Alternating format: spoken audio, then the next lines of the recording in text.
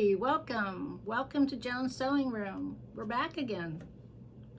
So we're gonna finish up on this quilt today. I went ahead and pinned all the way around except for one portion, so you can see how I do it. So as you can see, it's all pinned all the way around, and that's what you do when you have your you have this binding on. It's called a binding or a border. I think it's called a border because I don't know. Today I don't know. But anyway, okay, so this is the corner. So remember we made that corner, and it looks like this. Okay, it's loose like that. So what we do, or what I do, or what you do, depends on who's making the quilt. Let me see, how would I show you how I do this? Okay, so I guess what I'll do. So what I have done is I have gone back and I trimmed all this down to the amount that's I stitched. I stitched about 1/4 of an inch from the edge when I stitched this on, but I cut a little bit above it, so it's like maybe 1/2 inch, maybe all the way around. And then what I do is I'll take this binding and I'll flip it over and I'll clip it. So that's what I've done. And I'll just clip it. I'll turn it under to the stitch on the other side. So there's a white stitch along here. So I will just turn it under like that. And I will clip it like so. And you do that all the way around like that.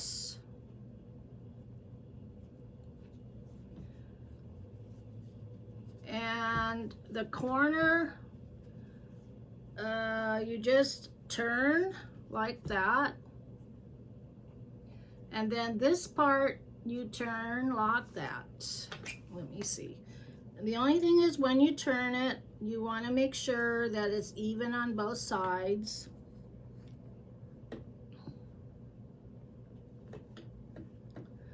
And it has a good point on both sides.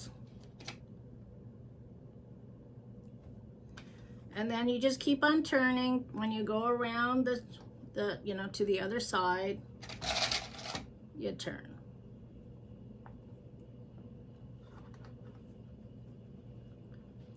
There.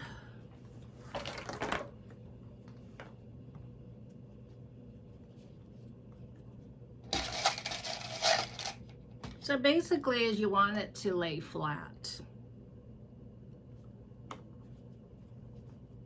So yesterday, which was Saturday, right? I made almond flour. And what you do is you take your wet almond meal, meat. Some people call it meat, but it's almond wet. It's almond meal. It's the byproduct after you make your almond milk. And so what I do is I usually freeze what I have. I mean, each time I get about a cup of almond meal each time I make milk. That's the byproduct. And I freeze it, in gallon bags. And then when I get so this time I had maybe a gallon. And then I defrost it. And then the next day I'll spread it out on cookie sheets, put the oven at 200. And I would say every half an hour you go back and you kind of stir it around. And what it does is that the heat from the oven will dehydrate the almond meat or meal, and it takes like 5 hours. So you got to be home for it. Obviously you're not going to leave if your oven's on, right? But so yeah, that's what I did. I told my husband, I said, maybe I should buy a dehydrator to do this. And he goes, well, like, how often do you do it? And I said, oh, maybe like once a year. And he goes, nah, just do it this way. So anyway, it just takes up a lot of time. So I'm gonna make the stitch a little smaller.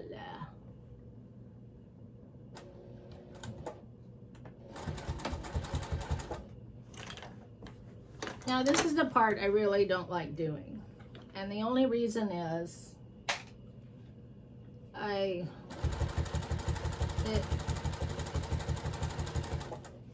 supposedly, oh, okay, it's doing pretty good. Some of the times when I do this, I'm sewing on the edge here, along here, and it's looking good, right? When I flip it over, it's like all over the place back there, and it just doesn't look very pretty, but this is the way you do it, unless you do it by hand. And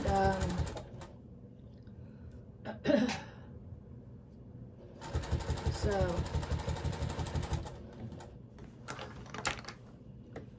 I don't know, still practicing on it.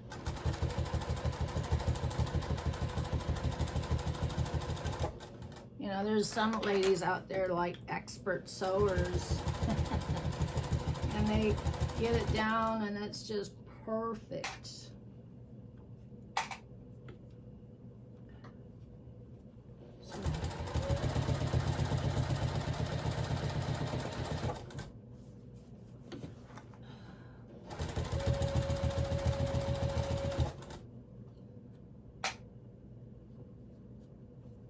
So as you can see, I don't know how to count. When I downloaded number 24, it was actually supposed to be 22.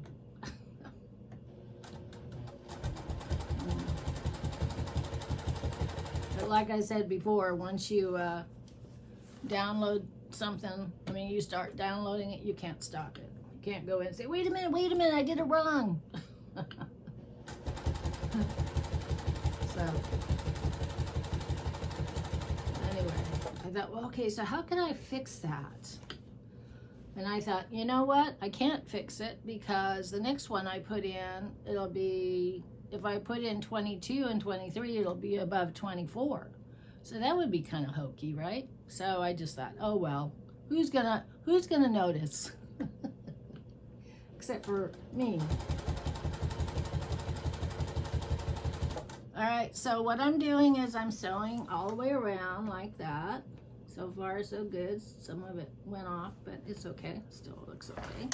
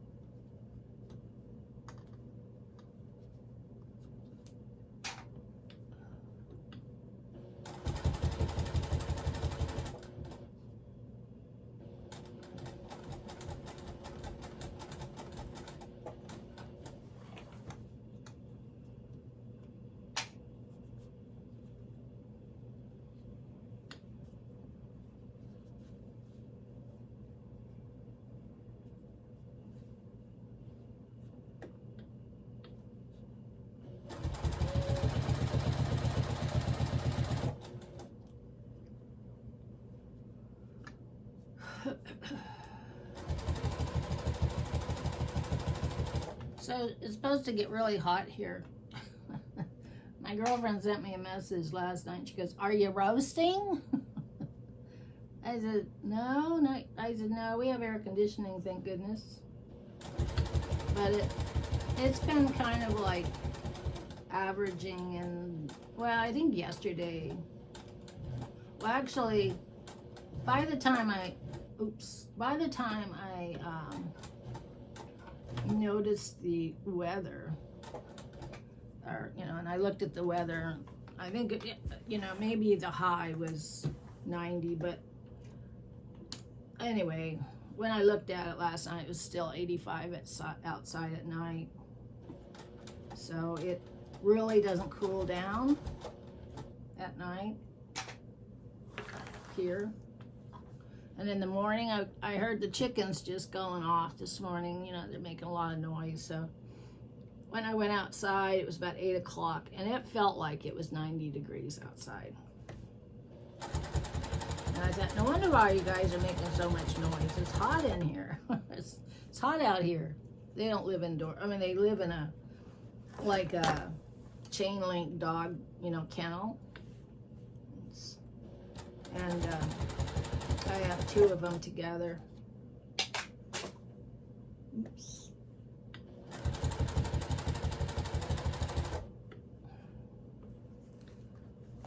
I have younger ones. I think they're 8 weeks old, but they're really big. They've gotten really big. And, you know, it's just a matter of time when I put them together. I'm just a little leery because I'm afraid the older chickens are going to go after them. I think I'm throwing some away there. They, you know, they have birds, well, a lot of animals have pecking orders, right? The chickens definitely do. And I know they're going to have to get used to them eventually, and they are cage to cage so they can see each other. So that's a good thing. It's just, but they can't peck each other, so that just kind of worries me, you know.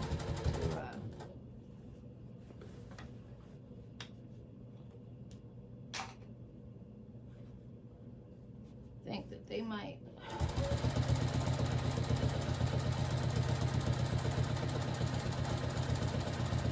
go after each other, or you know, the big ones go after the little ones. I mean, they're not that little though either, but they're still smaller than the older chickens.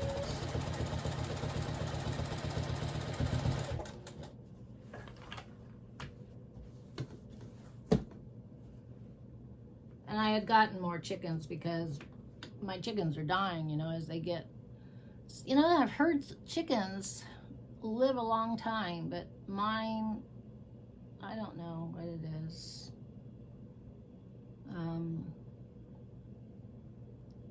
I have one old brown, and then she looks, you know, kind of reddish. And then I have 3 black, I have Buffingtons. They're black ones, and then I have a golden one. And then I have these younger ones, all females. And they're just a mixed variety. I know I have one that's, yeah, I can't remember. Oh, jeez. She's kind of white and gray, but she's the one that's got the weird beak. I haven't decided what I'm going to do about it yet, though. Actually, I want to cut it back, but I don't want to do it when it's so hot. Because heat, you know, anything will freak out these chickens. They just get real nervous easily.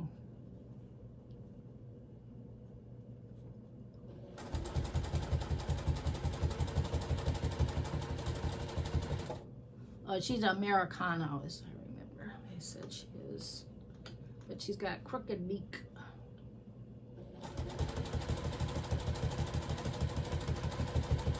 She can eat, though. I mean, I haven't seen her eat any bugs. I think that might be kind of hard. And her food, I just make it mushy, you know, with water. And that way she can eat it.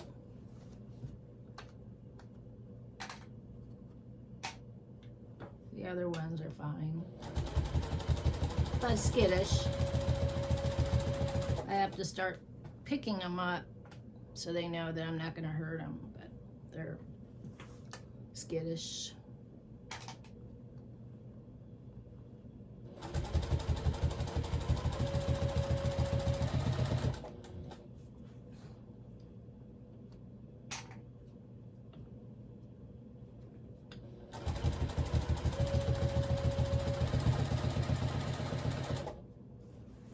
So I started working on my tree back here again. I'm just, what I'm doing is making green leaves. And I'm all out of, I just ran out of the, and I just ordered some more, but just ran out of the light seam to seam.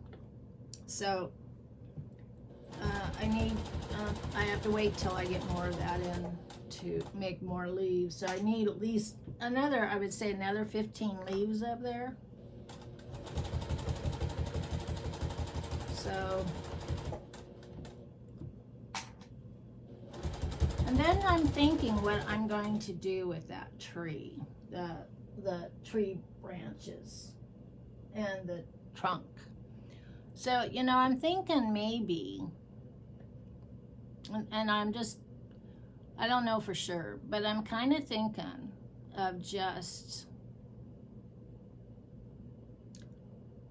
I don't know, it's just running through my head, but just doing, you know, like when I go to quilt it, of course I want to go, you know, around and around and around you go with it, and then maybe some straight lines. So I just might do some free motion with my Juki on it. I don't know, but I think it definitely needs to be sewed down. I mean, I did iron it, and I've been ironing it, the trunk, but I'm thinking maybe I should do some sewing on it, and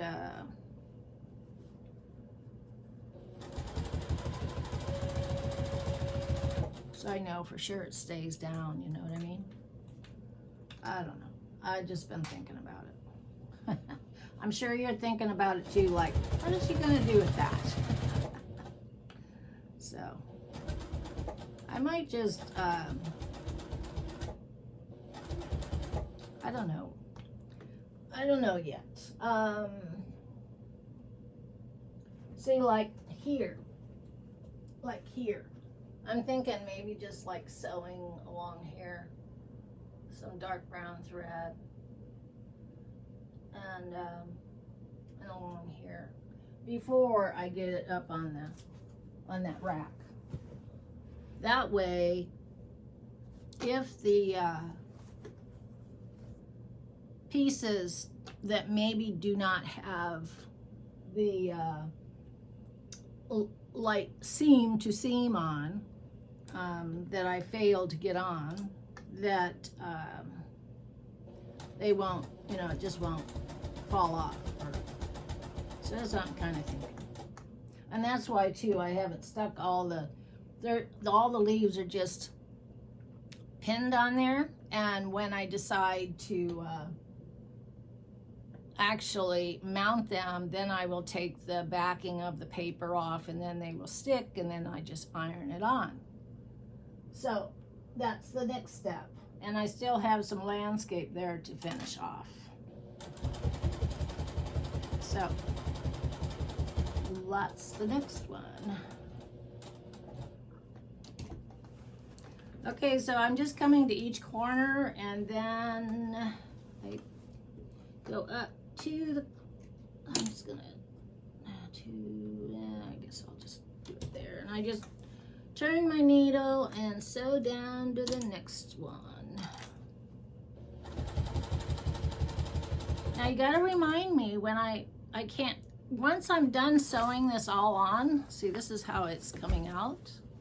See, that's the back side, and, or that's the front side, and this is the back side.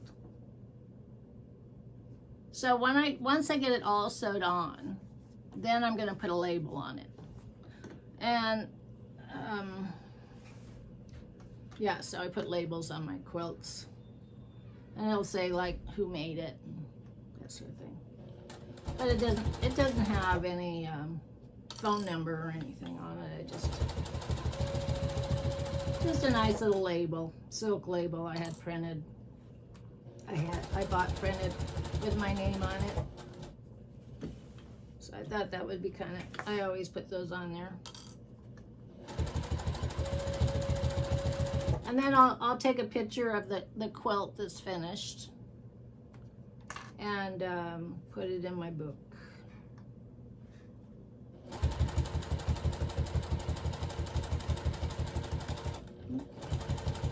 Just ran off the side there. To go back, that one. That's what I get for stop. Wasn't concentrating.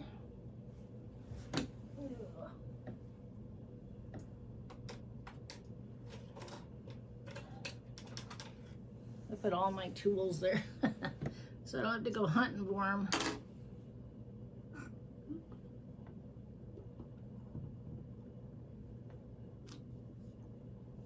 Kind of messed up there. I'll have to pull it out.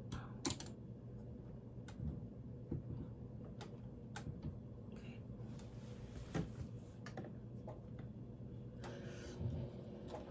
That's what I get for talking, Joan.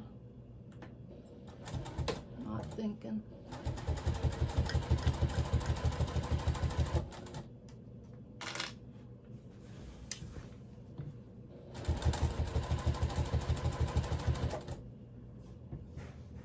What's going on?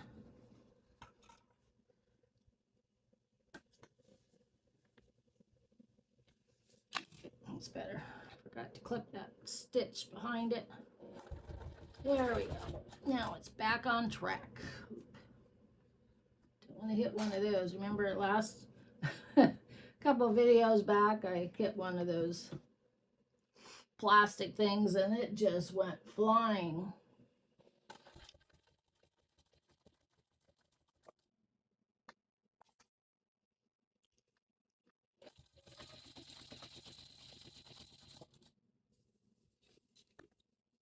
But I was lucky it didn't hit me in the eyeball.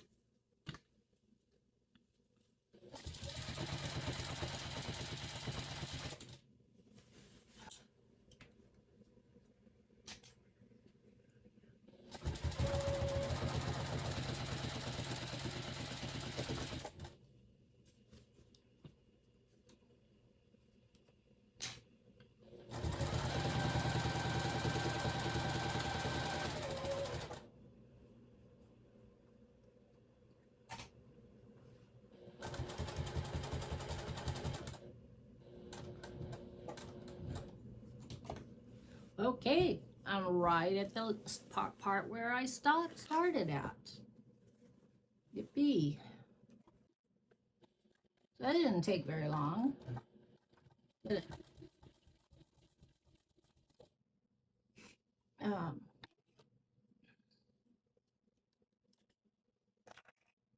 Yeah, so.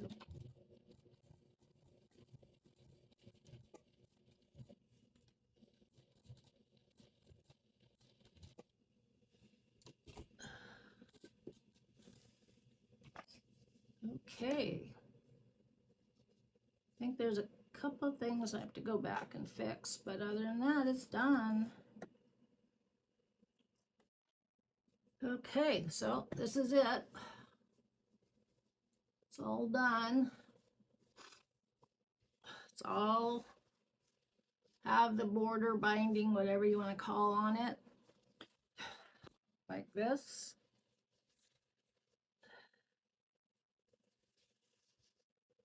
Done.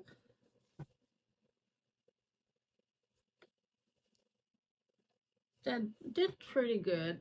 Parts of it I kind of went off, but it's still on there. I'm not gonna fret about it.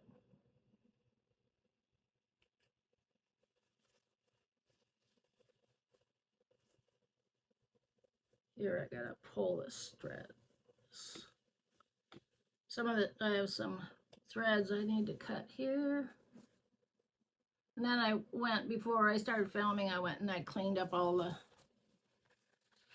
spaces that, there's one back here I need to fix. You're coming off, aren't you? How did you manage that? You didn't say you could come off of there. I just need to tack this one down here.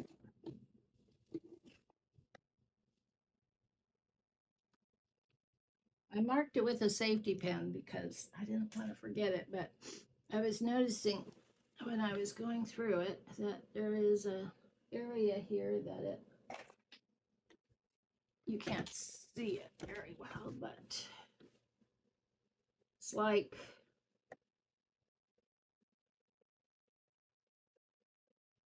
it needs to be sewed down because it separated from the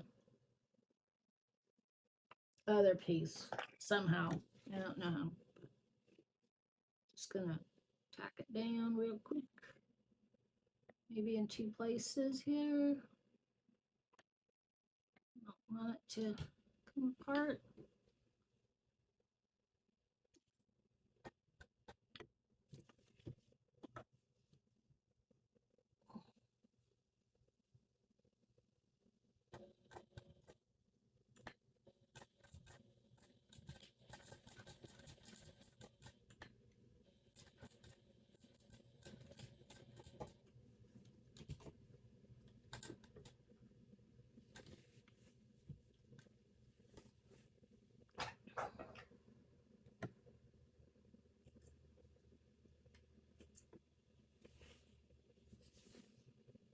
All right.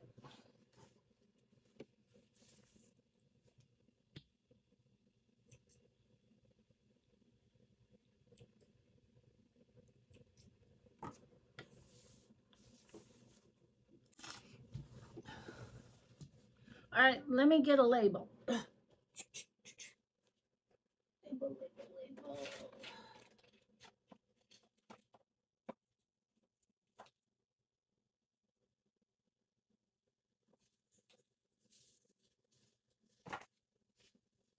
Okay, so I had one that said love from grandma, but I didn't think that was appropriate because I'm not his grandma. So this one is Handmade with Love by Joan Young. See?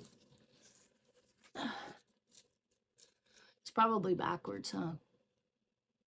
But that's what it says. I don't know if you can read it. Anyway, I have a million of them. So I'm going to put that on the quilt real quick.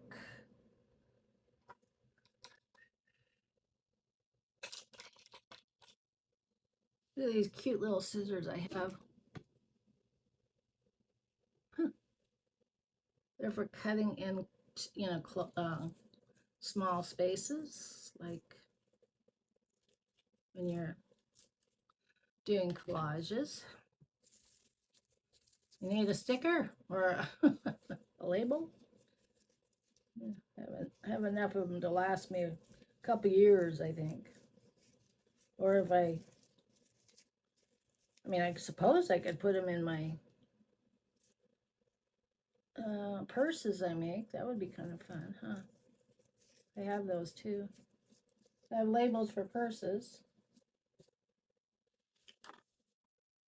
Okay, let's see, where would be the bottom? I usually put it on the back side of the quilt. And it's usually right here that I put it. Let's see.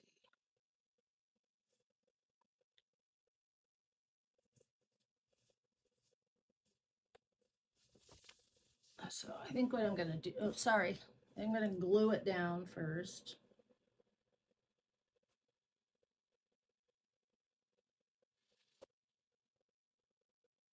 Let's see, my glue stick. Oop. Excuse me for reaching.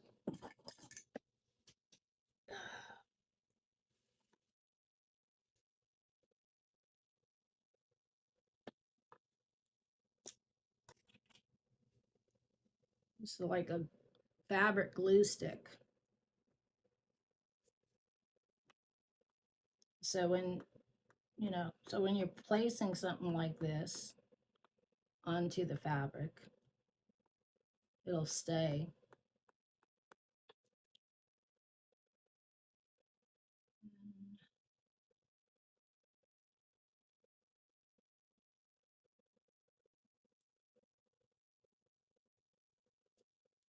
Hopefully it'll stay.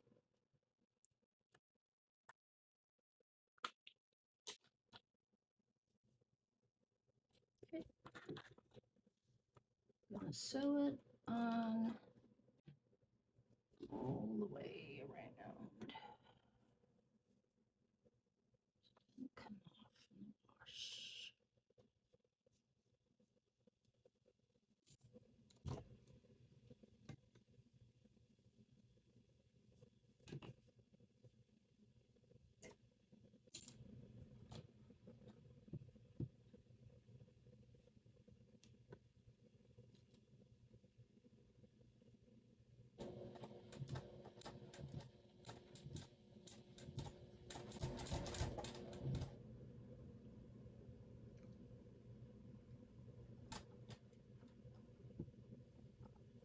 Let's go this way. And then I'll turn it like that. So you don't have to put these on, but I do. Oh God, what was that? All right, machine. Don't start it with me today. There's no pins.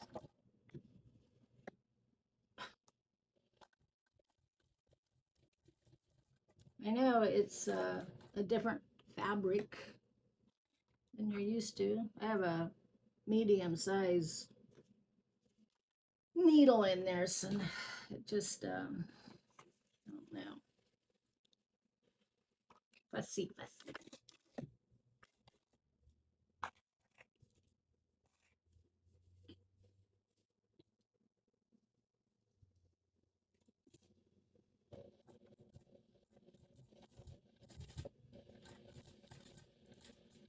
Sometimes it looks like I'm a little afraid of this machine.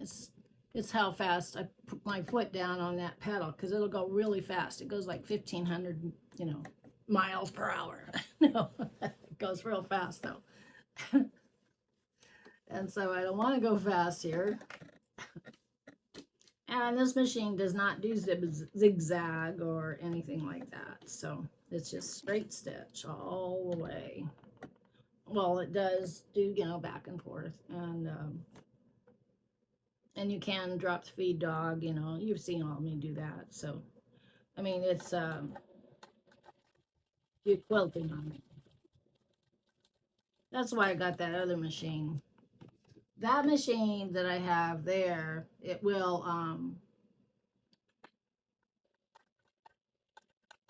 it does it all. It's got zigzag, but it doesn't do embroidery. And then this machine over here does the embroidery. And it does zigzag. But it's a kind of a weird zigzag. So, anyway.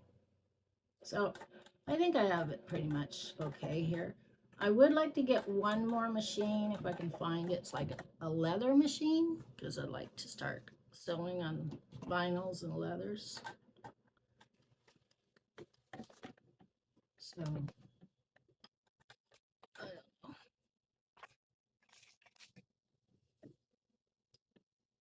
I see what you did there. That's kind of crazy.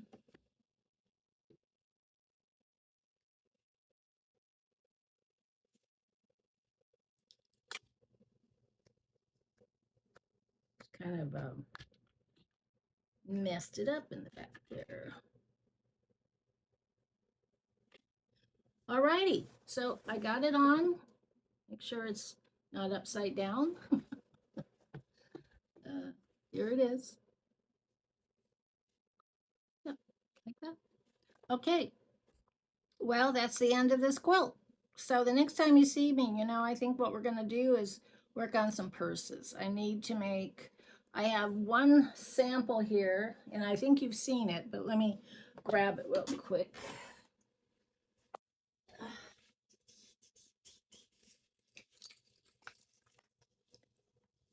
I'm going to make another one of these for my girlfriend. This is just their prototype, but it's a bottle bag, and she wants a bottle bag. So I thought, well, I'll just make it out of Hawaiian fabric. But I put 2 zippers in it, but I don't think it really needs 2 zippers. But what's cool about it, so like if you go to like an open market, you can put your credit cards in here, or a debit card, or license, right? You can put your phone here. I would show you, but my phone is recording, so I can't. But it's wide enough for an iPhone 13, so it would fit any phone that I know of. So yeah. So like I said, this is just a prototype. I'm going to be making hers. And it's fully lined. And it fits a large bottle. And I have it totally lined. So it gives it some insulation.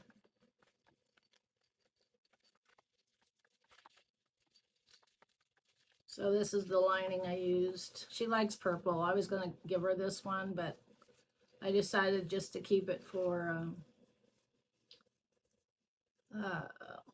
just for, you know, sample. I kind of like this way better than the Hawaiian. But anyway, okay, so that's what I'm doing. And then I'm going to make this other bag too that's made with some like black, it's like black and white on the outside, and then I have some Hawaiian fabrics. They're purses. They're gonna have, they're just an open purse, and they will have this kind of strap on it, and you can use it as a crossbody or a regular bag. But they're, I think they're about 13 inches wide, about 15 inches long, open at the top. The inside is the like striped, the outside is kind of like flower. You've probably seen them, but they're really cute. I made one and I gave it away, and so I really don't have a picture to, I mean, I have a picture on that phone right there to show you. So I'm going to make one with you. We're going to make one together, and I'll probably make a couple of them. So because, you know, when you make purses, anything you make, anytime you make something like this, it takes time, because you have your front and your back, and then you also have the pocket for the your card. You know, these are all separate pieces. This is a piece, this is a piece, this is a piece. Then you got your front and your back, and you have your side pieces. So these are all separate pieces. And then the lining is pieces. And the lining was, I used a bunch of different color 2.5 inch strips. And so I sewed all those together. And then you make a little strap to put the loop on. So, you know, and then also I make these. You know, I put all these together with all the hardware on them. So anyway, so this is what we'll be doing, making this. And then the next video will be the purse. So I'm going to make up like 3 of those purses, and I can make up more. So if you're interested in one of those purses, let me know and I can send it to you, or one of these bottle bags. So anyway, it was good talking, good fun time sharing. I hope you enjoyed the quilt, making this quilt. And it's all ready to go to the owner. In fact, I think I'm going to give it to him today, because I'm going to go see their new apartment today. So And their baby should be home soon. I saw the picture of the baby, and he's getting so big, and he's so cute. Oh, actually, I was going to wash this, but maybe I'll wash it and give it to him. Okay, let me see if I can find my clicker. Oh, no, I do it. Oh, there it is. Excuse me. Okay, good talking. I'll see you next time. Bye-bye.